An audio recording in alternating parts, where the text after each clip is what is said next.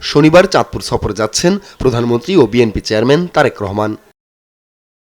এদিন বেলা 11টায় কুমিল্লার বরুড়া উপজেলার লক্ষ্মীপুর বাজার মাঠে পথসভায় বক্তব্য দেবেন তিনি।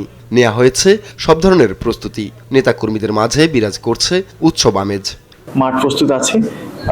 আমরা আশা করি যে ওনার যে সফর, সেই সফরের অংশ হিসেবে যে পথসভাটা হবে সেটা সুষ্ঠুভাবে সম্পন্ন হবে। এই জন্য যা যা প্রস্তুতি দরকার আমাদের করছি, এবং জেলা বিএনপির পক্ষ থেকে এবং উপজেলা বিএনপির পক্ষ থেকে নেতাকর্মীরা সেখানে আছেন। বরুড়ার পথসভা শেষে রওনা হবেন চাঁদপুরের উদ্দেশ্যে।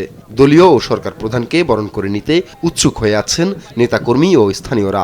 ওনার চাঁদপুরে আগমন উপলক্ষে আমরা সবাই প্রস্তুতি নিচ্ছি, চাঁদপুরের জনগণও প্রস্তুতি নিচ্ছে ওনার কথা শোনার জন্য।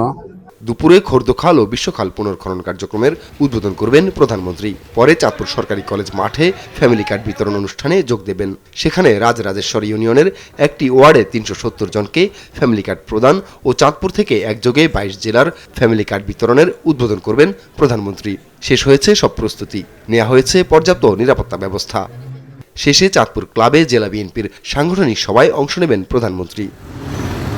আপন অপু, নিউজ ডেস্ক, দেশ টিভি।